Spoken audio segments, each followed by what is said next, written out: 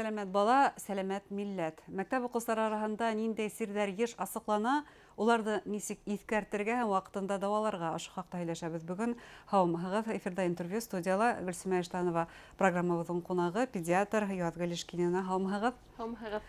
Язгөл Рәхимовна, сентябрь ул һәр вакыт атасылар өчен иң мәшәкатьле сорт һәктә була, чөнки мәктәп укучылары мәктәпкә өйрәнеп китә, балалар баксаһы тәрбияләнүчеләре икенче тәртипкә шулай ук өйрәнә. Бына ошо сорды сирләмәенсә генә ничек үткәрергә мөмкин? Чөнки беләм, табиблар арасында 1 сентябрь синдромы дигән төшенсәләр бар шикелле. Барай, беренчедән котлайм бөтәһен дә яңа башланып киткән уку елы менән. Ата-әсәләрне дә котлайм, балалар укучыларны да котлайм. Уку елы башлану менән тәүге атнала яй буе һәрберһе аерым фатирда, аерым өйдә яшәгән балалар бер кабинетка йыелып, 30-40 бала бер-берсе менән инфекция менән, вирустар менән бүлешә башлайлар бит инде. Һәм шул вакытта, шул арала сентябрьдән 7-ләренә, 20-ләренә тиклем безнең авыру капылны куеп китә. Авырган балалар температура, тамактары, танаудары агып, күзләре яшьләнеп, кызарып, ОРЗ тибетендә еңел этапта еңел стадиялар үткәреп ибәрәләр. Әмма ләкин 1-4 көн балалар ярты класс тибетем микән ятып киләләр. Укуларын калдырып, 1-2 көн өйдә утырып торырга мәҗбүр күп балалар. Беренче, икенче класс бигрәк тә, өлкән классларда һирәгрәк, но шулай ук була, күп була. Еңелсәрәк үткәрәләр мөгаен. Еңелрәк үткәрәләр һәм улар бик үк табибларга өндәшеп бармайдар, үзләре авырыйдар, 1-2 көн температура була ла, үзләре дару үсеп, өйдә генә ата-әсәләре давалай да, без күрмәй калабыз инде. Ничек үткәрергә һәм бу сорда витаминдар бирергәме, нимә эшләргә? Был усурда берничек тә нимәшләп булмай инде. Контрольдә тотып булмай. Контрольдә тотып булмай. Нормальный этап дип әйтәгәндә укуга кирип китү. Шулай булырга тиеш димәк. Шулай булырга тиеш. Әгәр дә яй буена бала һәйбәт ял иткән икән, витаминдар йыйган икән, һәрбер бала йыйган бит инде. Йыйып килергә тиеш күз мәктәпкә. Ул еңел үткәрәсәк. Әгәр дә бала булай да хроник авырулары бар икән, уларга әлбәттә кыенрак булыр, туры киләсәк. Әмма ләкин куркырга, кайгырга кирәкмәй. Бу еңел үтеп китә торган усур. Бездә авыр үтә торган усур октябрь-ноябрь бит инде ул сиркадагы. Сентябрьдән авырулары без еңел үткәреп ибәрәбез. Шулай булганда. Шулай булганда бу елда. Язгөл Рәхимовна, витаминдар турында һүз башлагас әйдәгез әйтеп китәйек әле. Буны мей эшмәкәрлеге яхшы булган өчен, яхшы укыган өчен ниндидер өстәмә витаминдар менән тукландыру кирәкме баланы, мәсәлән, шул ук хәтер яхшы булган өчен? Әгәр дә бала һәйбәт дип ашай икән, әгәр дә избирательное питание тибетендә хәзер балалардан шундай проблема бар, ашатып булмай балаларда. Әгәр дә бала яшелсә емеш ашай икән, әгәр дә хуган, петрушка ашап, ягәһен күс йыган икән, икмәк, ит бар рационда бар икән, ундай балаларга айрым витаминдар бирү кирәкмәй. Ну, безнең республикала Юдомарин кызларга, егетләргә 12 яшьтән өлкәнрәкләргә көн һайын тибетендә бирергә витамин D.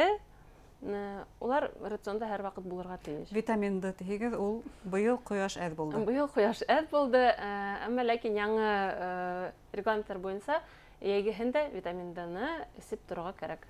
Элек без әйтә торгайнык, ягәһен исмәй торырга була кояшта булган сакта, әмма яңа ниләр буенча витамин D круглогодичный тибетендә ел буена. Ул яшь тикләү юкмы анда? Яшь тикләү юк.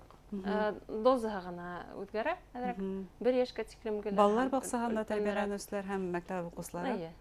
Ул инде табиб белән кәңәшләшәләр. Әлбәттә, ул шулай ук яшьтән һәм тән массаһыннан зависит. Бuna һәр әйттегез, Язгөл Рәхимовна, балалар бик аша бармай тигез. Әмма бит уның икенче сигендә күзәтәбез дияргә мөмкин, артык кәүдә авырлыгы булган балаларда. Буны ул нимәгә бәйле?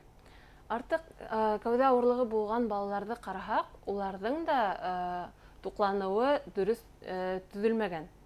Әгәр дә ягъни бер сиктән икенче сиккә балалар. ул балалар шулай ук ит ашамайдар, ул балалар шулай ук Б витаминын бер кайдан да алмайдар, ул балалар яшелсә, емеш ашамайдар. Күбрәк масса авырлыгы неменән килә һуң улайһа?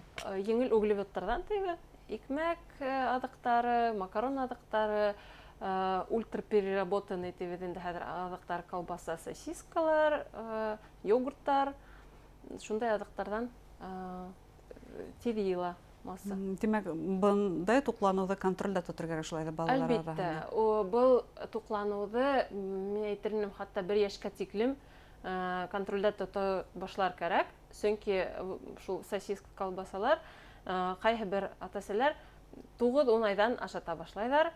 Һәм әлбәттә балаларга был адыкты үзләштерү еңелрәк, һәмак тоела.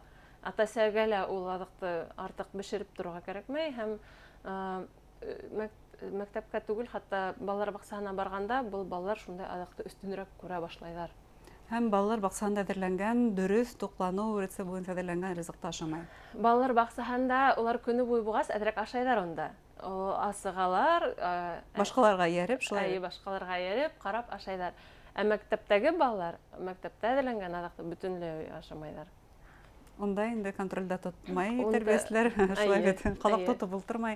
Буна һез кәүдәһе авыр, кәүдә масса авыр балалар турында әйткәс, аз хәрәкәтләнүдә әйтергә дип уйлаган, чөнки касандыр был бар тик өлкән яшьтәгеләр, уллар проблема гына ханалайын аз хәрәкәтләнү. Ә хәзер пациентларга, бәләкәй пациентларга бәйле әйтелә. Үзегезнең тәҗрибәгездә күзәтәһегезме шундай? Әлбәттә, аз хәрәкәтләнү балалар арасында күбрәк тән авырлыгы буенча гына проблема түгел, ә күрү һәләте буенча шулай ук проблемалар тудыра. Чөнки һуңгы тикшеренүләр буенча миопия тибединде, гиперметропия, күзлек кигән балаларның күрү һәләте насарая, чөнки улар аз хәрәкәтләнәләр.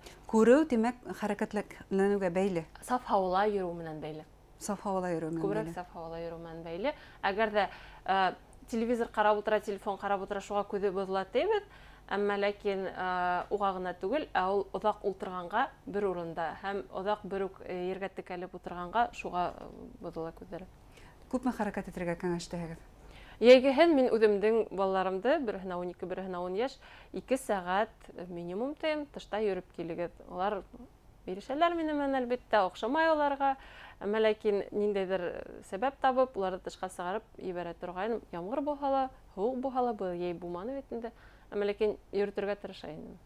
Кәмендә 2 сәгать тышта йөреп инергә тиештәр, саф һавала. Ягәһен, хәзер уку елы башланһа, улар әлбәттә тагыла кәми булыр. Кәмиясәк, шулай ук ата-әсәләргә кәңәш бирелнем мәктәпкә яу йөртергә балаларда, әгәр дә мөмкинлек булһа. Нисек, ни өчен?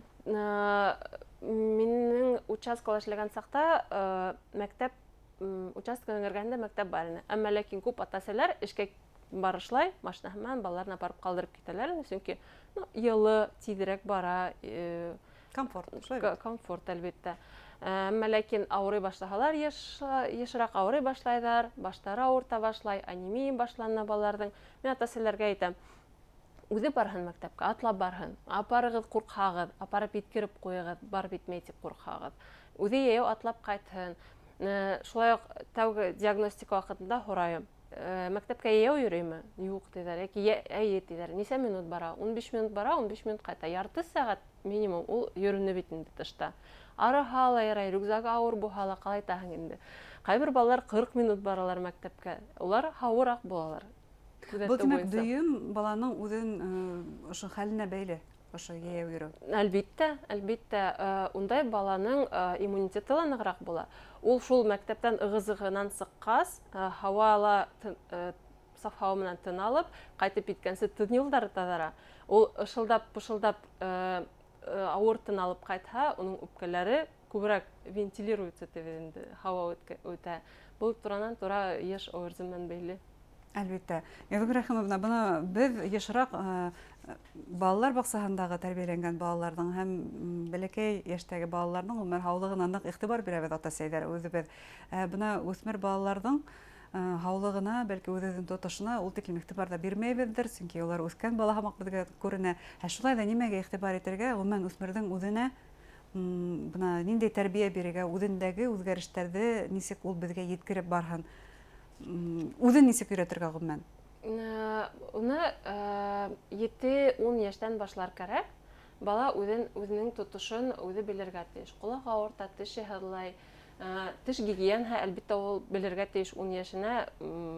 Иртәнсә кискен тазаларга кирәк икәнен, юыну кагыйдәләрен бөтәһен дә белергә тиеш. Һәм әгәр дә ниндәйдер үзгәрешләр булһа, ундай балалар һиҙәләр. Шунда ук һиҙәләр: минең тешем ҡарайган, минең тешем үҙгәргән, минең тәнем үҙгәрә башланы, сәсем ҡуйыла башланы. Балалар үҙҙәре әйтәләр. Әгәр дә балаларҙы 14 йәшкә тиклем әсәһе ҡарап ҡына бар йыуын, бар тара сәсеңде, үҙе тарап, үҙе кейендереп кенә үҫтерһә, ундай балалар 15-16 йәштә лә һиҙмәйҙәр нимәлер булғанын. Ундай балаларҙың ата-әсәһе генә әле барып иҫтән йығылып ҡолағансы күренмәй ундай балалар. Шунан ғына ата-әсәләр һикереп тора башлайҙар, йөрөй башлайҙар. Әйтеп өйрәтер кәрәк. Һәм әгәр дә 12 йәштән һуң балаларҙың күберәк баш әйләнә. Анемия тиҙендә, ҡапыл буйға үҫеп китһәләр, баш мейеһенә ҡан барып етмәй, йыш баш әйләнеүҙәр, иҫтән яҙып ҡолоуҙар. Һорап торор кәрәк. Дәрестә нисек тояһың үҙеңде, дәрестән һуң нисек тояһың үҙеңде, башың ауыртамы? Ундай балалар күҙем ауырты тип әйтәләр, башым ауырты, ҡолағым туна тип әйтәләр. Ҡайберҙә айына бер тапҡыр булһа ла һорап торор кәрәк, ҡайберҙә ултыртып торып, һинең бөгөн башың ауыртманымы тиһәң, ул бит ауыртты тип әйтәсәк. Былай ғына һүҙ араһында ғына ҡайберҙә иғтибар итеп китергә кәрәк. Ягъни үҙеңдең һаулығыңа иғтибарлы булырға һин балаңды 7-8 йәштән өйрәтергә тейешһең. Башларға, әлбиттә. Ә табипҡа ҡасан үҙ алды йөрөй башлайҙар? Табипҡа 18 йәшкә тиклем үҙ алды йөрөргә ярамай. Ата-әсәләр бергә булырға тейеш. Был йәһәттән яуаплылыҡ беҙҙә, тимәк. 16 йәштән һуң бер үҙен ебәргә ярай, әгәр дә үҙегеҙҙең ризалығыҙ булһа ғына. Шуға тиклем ҡуша йөрөр кәрәк, әлбиттә. Һәм балаларға, үҫмерҙәргә үҙҙәренә лә өйрәтеп ҡуйыр кәрәк. Әгәр дә һин табипҡа үҙең барғың килһә, хәҙер үҫмерҙәр тиҙ ҙурайып китәләр һәм үҙҙәре йөрөй башлайҙар поликлиникаға, ундай хәлдәр шулай уҡ күҙәтелә. Әгәр дә үҙеңнең барғың килһә, ниндәйҙер ҡағиҙәләр булырға тейеш. Табиптарға бер үҙең ингәндә медсестра булырға тейеш эргәһенә. Бер үҙеңә йөрөргә ярамай. Согласиялар тултырыр кәрәк. Әгәр дә бала бер үҙе киһә, беҙ әлбиттә таныш балалар булһа, участканан үҙеңдең киһә, белеп тораһың бит инде кем икәнен. Ят бала булһа, беҙ ундай балаларҙы яҙҙырабыҙ, согласие, осмотр. Ата-әсәһенең ризалығы. Ризамы, юҡмы? Бала үҙе риза булырға тейеш. Үҙенекен булһа ла согласие алып ҡуябыҙ. Теләктәрегеҙ ҡыҫҡаса ғына? Теләктәр күберәк саф һауала йөрөһөндәр, күберәк үҙҙәренең һаулығына иғтибар итһендәр. Ата-әсәләргә теләктәрем: балалар менән һөйләшегеҙ, балаларығыҙ менән кәмендә көнөнә 15 минут ултырып, берәй нимә, мәктәптә ҡайҙа барған, нимә эшләгән, кем менән һөйләшкән, нимә тигән, һорашығыҙ, иғтибарлыраҡ булығыҙ. Рәхмәт һеҙгә кәңәштәрегеҙгә. Хөрмәтле тамашасылар, үҫмерҙәр һаулығына бәйле кәңәштәре менән педиатр Яҙгөл Ишҡинина уртаҡлашты. Иғтибарығыҙға ҙур рәхмәт, һау-сәләмәт булығыҙ.